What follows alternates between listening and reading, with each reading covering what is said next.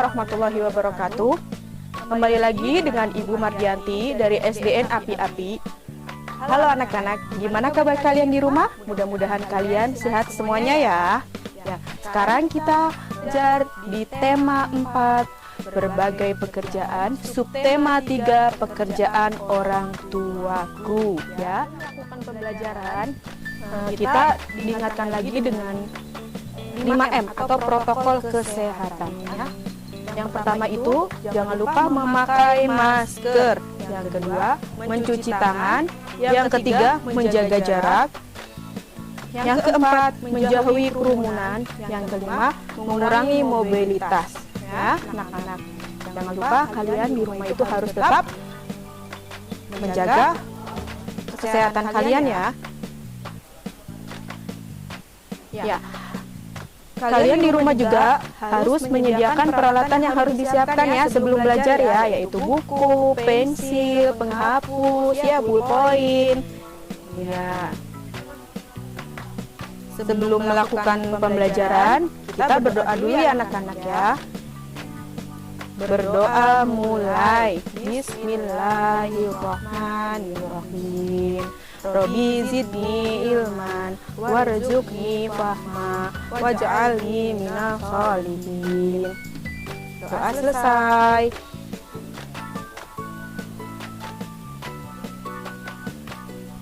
Tujuan pembelajaran hari ini yang pertama mengetahui tentang pengolahan daur ulang sampah dan manfaat daur ulang sampah.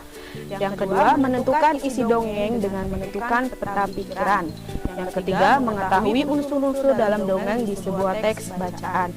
Yang keempat mengetahui kewajiban melakukan budaya tegur sapa. Yang kelima mengetahui budaya tegur sapa dengan cara mempereratkan kekeluargaan dan memunculkan persatuan. Itu adalah tujuan pembelajaran hari ini.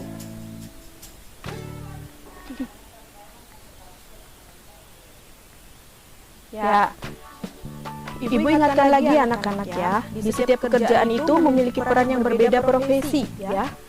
Harus kita hargai karena mempunyai peran yang penting dalam kehidupan masyarakat. Ada pekerjaan yang menghasilkan jasa dan ada pekerjaan yang menghasilkan barang.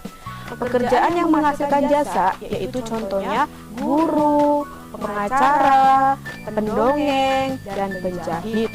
Pekerjaan yang menghasilkan barang contohnya yaitu petani, pedagang makanan ya anak-anak ya, dan pengusaha mebel. Sebagai anak kita harus bangga dengan pekerjaan orang tua kita ya anak-anak ya. Orang tua kita bekerja keras untuk mencari nafkah demi mencukupi keluarga. Yo, ada yang tahu kenapa sampah makin hari makin numpuk? Ya.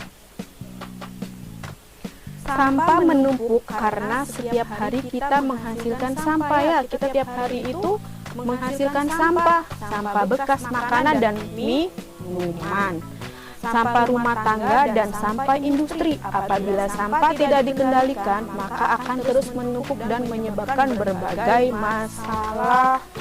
Nah, caranya bagaimana untuk mengolah sampah? Ada yang tahu bagaimana caranya untuk mengolah sampah, anak-anak?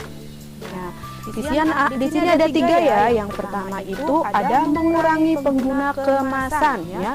Jadi anak-anak jika jajan atau beli es krim ya, seenggaknya bungkusnya itu ditaruh atau diserahkan ke pedagangnya supaya kalian tidak membawa sampah ke rumah ya anak-anak ya. Terus yang keduanya itu memakai kembali kemasan. Memakai kembali kemasan itu contohnya itu seperti apa? Seperti botol ya.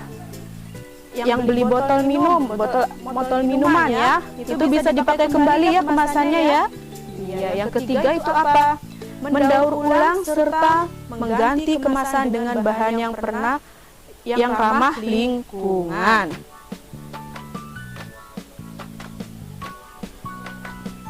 Apa sih daur ulang? Siapa yang tahu apa daur ulang? Ya.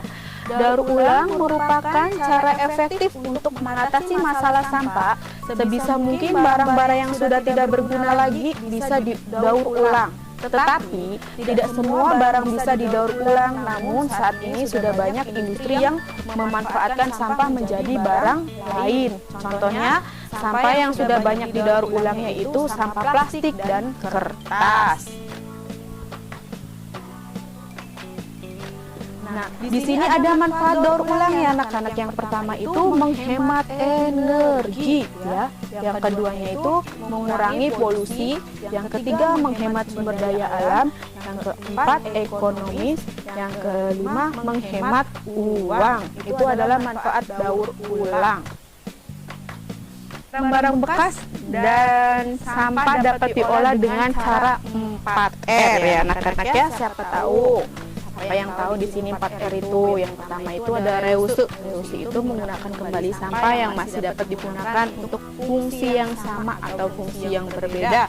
Contohnya menggunakan kaleng bekas, cat untuk dijadikan tempat sampah atau pot tanaman. Yang kedua ada reduce. Reduce itu mengurangi polusi benda yang telah digunakan menjadi sampah. Sampah yang dibuang ke lingkungan harus sedikit mungkin, yaitu contohnya membawa air minum dalam botol sendiri ya, daripada membeli air minum dalam kemasan. Yang ketiga itu ada recycle atau mengolah kembali sampah menjadi barang atau produk baru. Contohnya mengolah sampah organik menjadi pupuk kompas ya. Yang keempatnya itu replasi itu mengamati benda yang bisa digunakan dengan benda yang ramah lingkungan. Contohnya memilih atau menggunakan sapu tangan daripada tisu.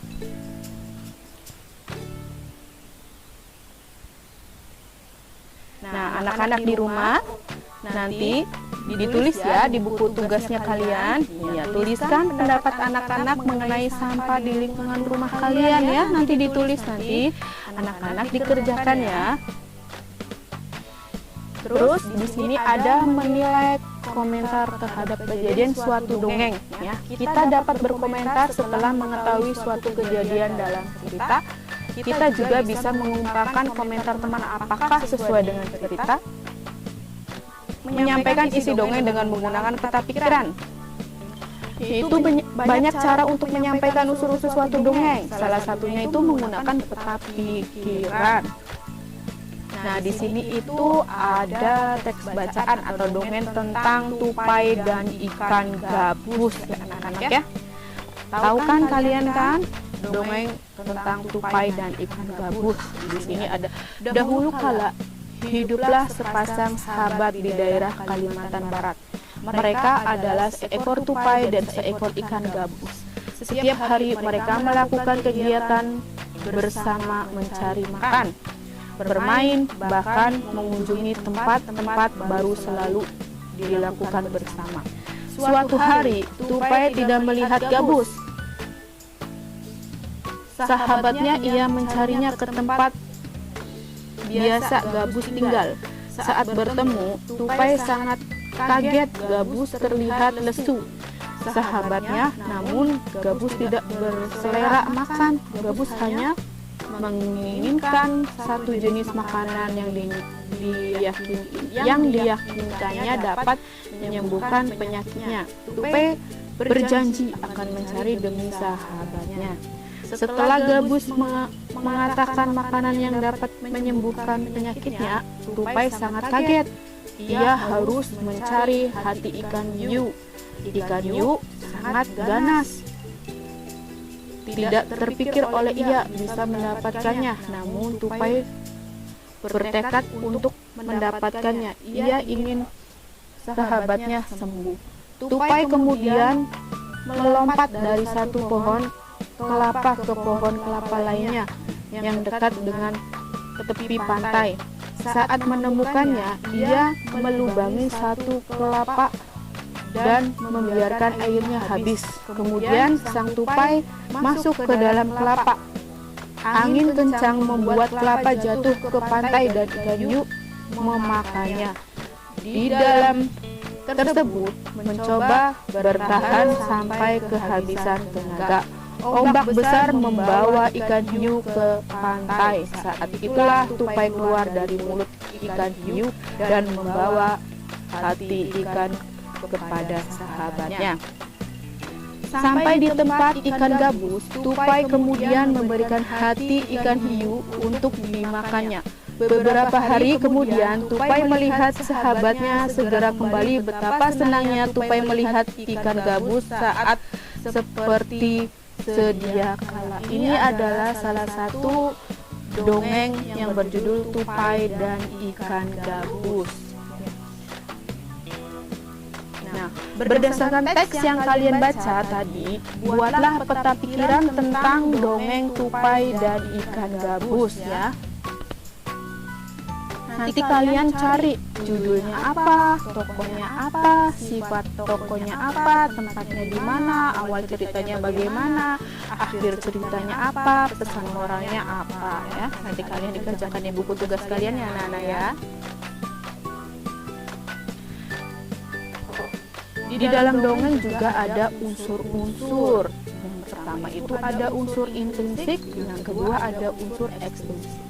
Unsur intrinsik merupakan unsur yang terdapat di dalam dongeng. Ya anak-anak ya, ada tokoh dan penokohan, alur, latar, amanat, sudut pandang. Sedangkan unsur intrinsik merupakan unsur yang berbeda di luar dongeng, yaitu latar belakang pencitraan, latar belakang sejarah pengarang, kondisi masyarakat, unsur psikologis penulis.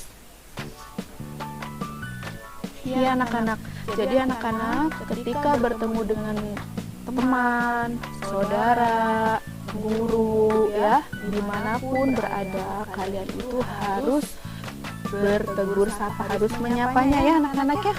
Iya. Budaya tegur sapa ya merupakan pengalaman dari nilai-nilai persatuan dan kesatuan bangsa. Selalu menegur sapa orang lain, maka komunikasi dan hubungan akan terus terjaga. Kegiatan ini harus dilakukan oleh siapapun tanpa melihat perbedaan latar belakang budaya, sosial atau agama.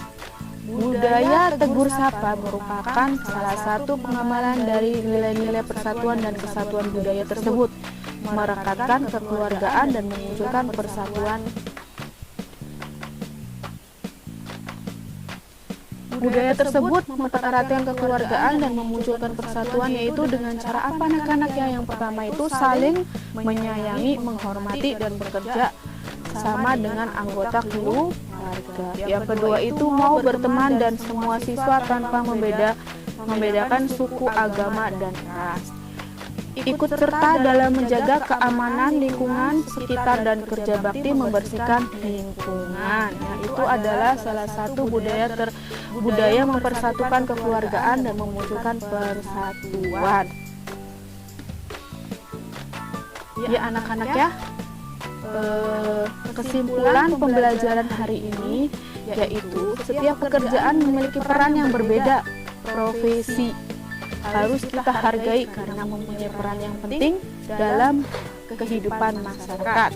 Bahwa menentukan peta pikiran dalam sebuah teks, kita harus membaca seksama. Budaya tegur sapa merupakan salah satu pengamalan dari nilai-nilai persatuan dan kesatuan. Bahwa apabila sampah tidak dikendalikan, maka akan terus menumpuk dan menyebabkan berbagai masalah. Demikian pembelajaran dari Ibu. Mudah-mudahan pembelajaran hari ini bermanfaat ya anak-anak ya. Harus tetap menjaga kesehatan dan mematuhi protokol kesehatan, yaitu 5M ya anak-anak ya. Sekian pembelajaran dari Ibu. Wabillahi taufiq wal hidayah. Wassalamualaikum warahmatullahi wabarakatuh.